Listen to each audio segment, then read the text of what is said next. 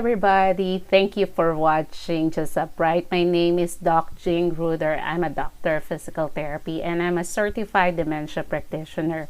So today I'm going to discuss diabetes simplified. So I'm going to share with you the basic definition of diabetes. What is diabetes and what's happening in our body, and why is diabetes a serious medical condition? Why do we end up with different diseases such as neuropathies, kidney failure, heart condition if we have diabetes? Okay, so I hope that this presentation will be beneficial for you. This is how I explain diabetes for the most part to my patients, so stay tuned.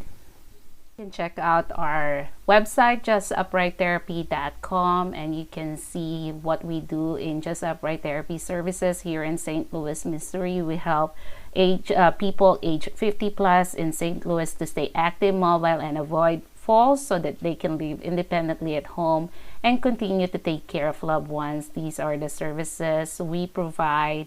I have useful videos here linked to the YouTube channel. These are contact information, and we have a store there, and you can find the books that I have published available on Amazon.com.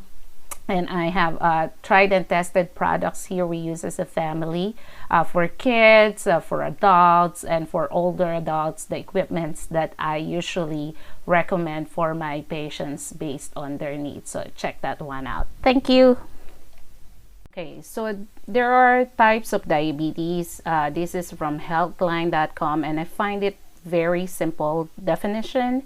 Type 1 diabetes are people who don't produce insulin, and you can think of this as not having a key. And we're going to talk about what this key is all about later. People with type 2 diabetes don't respond to insulin as well as they should, and later in the disease don't make enough insulin. You can think of it as having a broken key. So in this picture, you can see that the insulin helps absorb with the absorption of glucose into the body's cells. Okay, so these are your insulin. So insulin, if you remember the term key, is like the key for these receptors so that they will open up these gates for the cells to absorb the glucose or the sugar from the blood. So what happens with diabetes, the cells will develop what we call insulin resistance. So even if there's insulin there, the cells are not responding to the key for them to open up the gates to receive the glucose or the sugar from the blood. Therefore, the sugar will increase within the bloodstream. So if you have increased sugar level in your blood, that is hyperglycemia that happens with diabetes.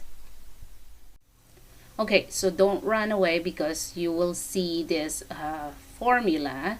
Okay, and I cannot even pronounce it very well. Poisson equation, and this is something that we learn in therapy school. Okay, and this just stuck out in my head, even though I was out of school from bachelor when I started my physical therapy, way back then.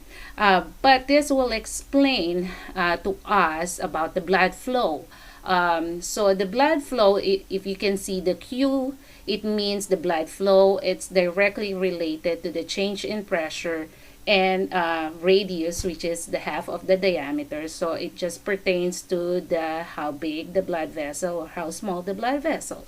Okay, and then below you can see the L. It's for the length of the blood vessel, and the N is for the viscosity. So anything that's on the top will be directly related to blood flow. So if there's a change in pressure, okay, from the high to the low pressure, okay, so there is increased blood flow. And then the R is for the radius to the fourth power, because that's just how the equation is. But the radius is represents the diameter of the blood vessels. So if you have a wider diameter, the blood flow is greater or faster. If you have a narrow diameter, then the blood flow is slower. Okay. Then we have the length. So if the longer the diameter, the more resistance to blood flow there is. And if there is viscosity, is what's happening in diabetes. If your blood is more viscous, the blood flow is slower. Okay. But if your blood is less viscous, the blood flow will be faster. So if you do a research and type in why does diabetes causes neuropathy, they say that it is because of it causes nerve damage. Okay, it does because of the uncontrolled blood sugar. The nerve is impaired in doing or sending signals, okay, to the brain or different parts of the body. So I personally think that if you go back to that formula that we talk about, that with increased viscosity of the blood, with the nerve, the nerves have very small blood vessels.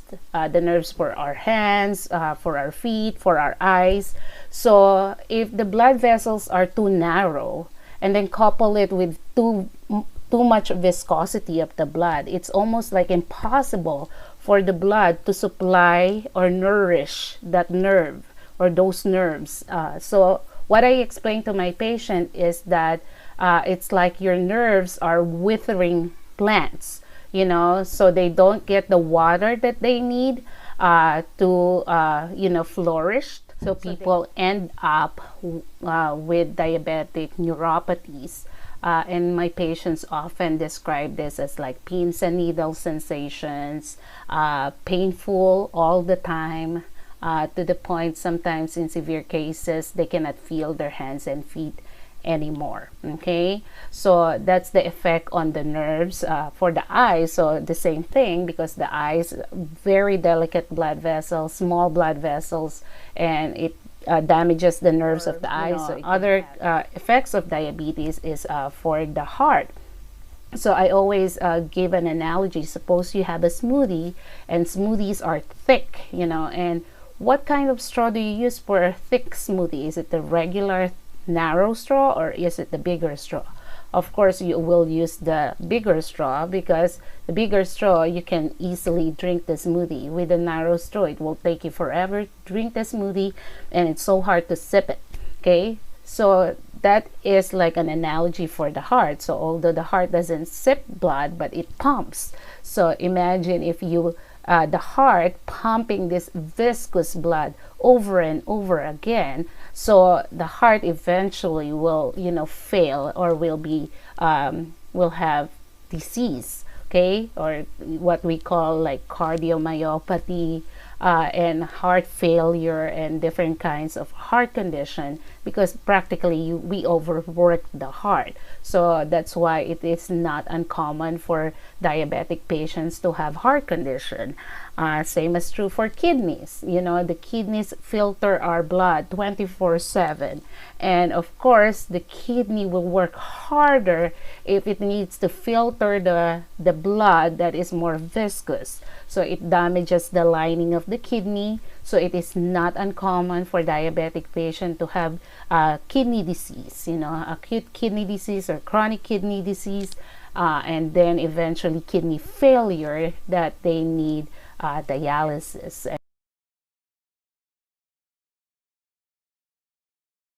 So how to manage the blood sugar or diabetes? It might be old school, but it is having good food choices.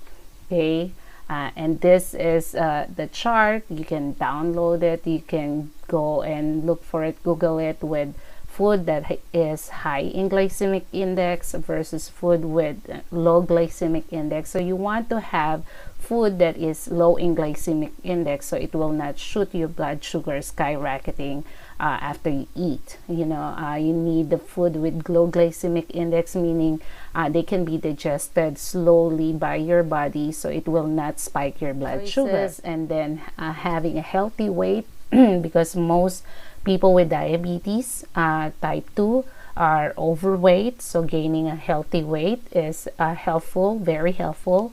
And the old school exercise, being active. I remember I heard in one of the lectures that if exercise can be in a capsule, will make you look younger, stronger, more energy. That capsule will be $1 billion industry, because you just have to take it and then you will have all the benefits. But with exercise, of course, we have to push ourselves to do the activity and be as active as we can be. And I always explain to my patient, and I have to talk to myself about it as well. Exercise is just like being in a business. You have to spend money to gain money. Okay, so when you do exercise, you have to spend energy to gain more energy. And I noticed that myself. When I push myself to do some exercises, I have more energy to do the things that I need to do here in the house, or the work that I need to get done. Okay, so, and if you are, if you need medication, of course, based on your doctor's prescription, you have to take the medication so that the blood sugar will be in control. So I hope that gives you some idea what diabetes is, what it does to our body, how come it creates a lot of problems to different parts of the body, and what are the practical means that we can control the blood sugar and prevent severe complication of diabetes in our body. Okay, so thank you so much for watching, and if you find this video helpful, please give me a thumbs up, or share, subscribe this video. It will help us to do more videos that will reach many people in different parts of the world, for us to help as many people as we can. Thank you so much for watching, and stay blessed. Thank you so much for watching. Please do not forget to hit the subscribe button below to be updated with the latest video releases. Share this channel to other people you know who will benefit from Just Upright videos. Thank you again, and stay blessed.